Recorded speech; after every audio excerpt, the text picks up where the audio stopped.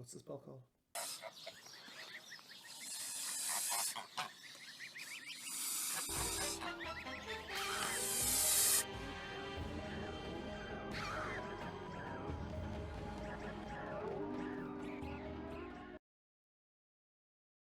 We are back.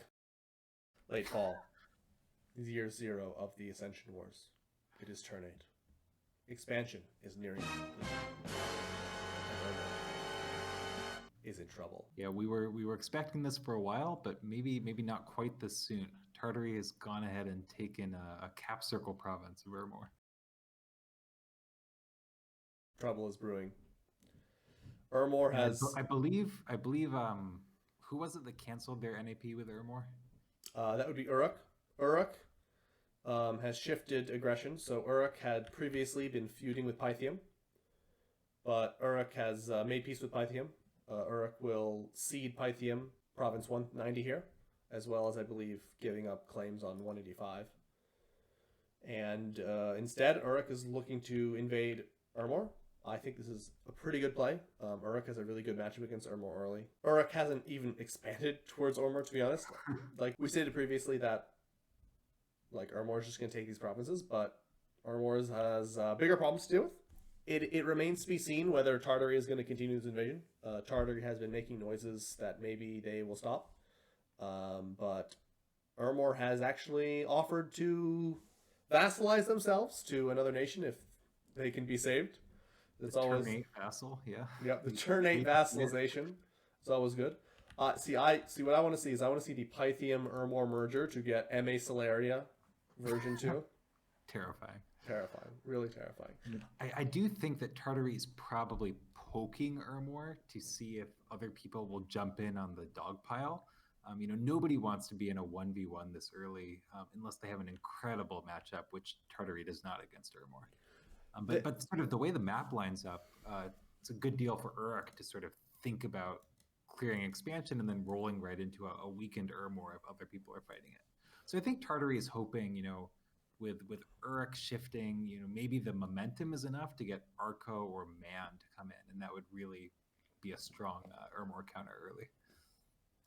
One thing to be said is that Ermor's power curve very early is slightly different than everyone else's. Normally, you don't get any more power until you build your second fort, and that's a little bit later. So if you're doing cap for cap, actually, you can be a little bit stronger than Ermor, because Ermor gets its power more gradually in terms of its dominion spreading. So Ermor basically just has cap in its dominions. It's got a couple of candles around here. It does not have a lot of dominion. So they have 10 dominion points, but they have no awake god. And their dominion points is what determines how many long dead they get. So you can really squish Ermor fast if you want to, right? They cannot put up a big defense like a lot of nations can early, right? They have no mages, they have no research. There's definitely a period of time where if 2 people decide they want to squish Ermor is dead. Can we go up a little bit? I'm curious to see if Tartary goes in for that early kill, trying to pick up the death gems in the capital. Are they going to be giving up a lot of territory to other people around them?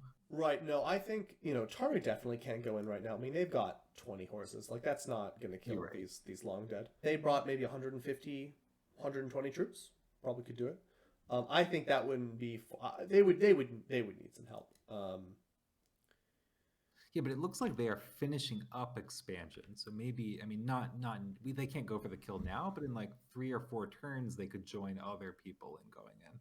Yeah, so the power here really is in negotiation. You don't need to expand if you can negotiate for all the provinces that you need. Yeah, Tartary's done a good job of that. Yeah, so we mentioned previously that Pythium did not take an awake and therefore would not necessarily be good in expansion. But Pythium has done an incredibly good job in terms of this sort of expand deal combo strategy. So the key when you don't have a super strong expansion is to expand really hard in one direction and then negotiate for all your other directions as fast as possible. So Pythium has actually done that. Pythium has negotiated for all of this land already in terms of peace deals, while having expanded really hard in this direction. Now, actually, this direction is interesting because the map is not super symmetrical. So for example, Pythium and Man are much further apart than some other nations.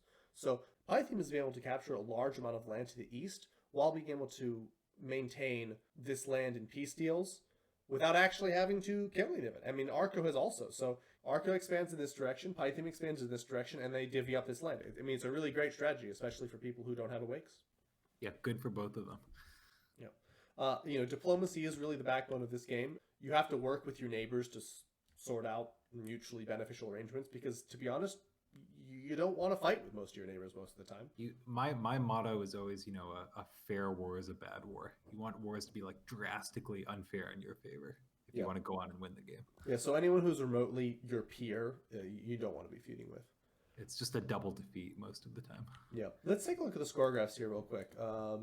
So Calum still manages to keep its first place status. Has dropped to third here, and actually, it looks like Tartary manages to grab up to second. Yeah, wow, good for Tartary. Yeah, those light cav really coming in clutch. And that's with a dormant god with a thunder weapons on the god, so a lot of power sort of not front loaded. Exactly. Hey, cavalry good at expanding, especially Tartary has good units. Yeah, there's 20 gold lance cav. Yeah. Not a lot of interesting stuff happening on the expansion front this turn. Just a lot of kind of normal expansions. We've got some losses. We have a fun expansion from Ulm here to look at. I know we were wondering, hey, how is Ulm going to expand without like 3 production? Don't they need a lot of troops to expand? Well, take a look at this.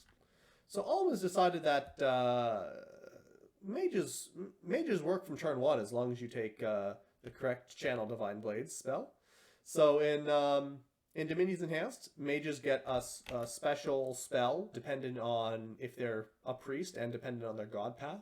So if you're an Earth Mage and you take a major Earth God, you get Channel Divine Blade. These mages have essentially been able to cast Blade Wind, so they're actually expanding with a bodyguard of full plate Ulm and just mages casting Channel Divine Blades, also known as slightly worse Blade Winds.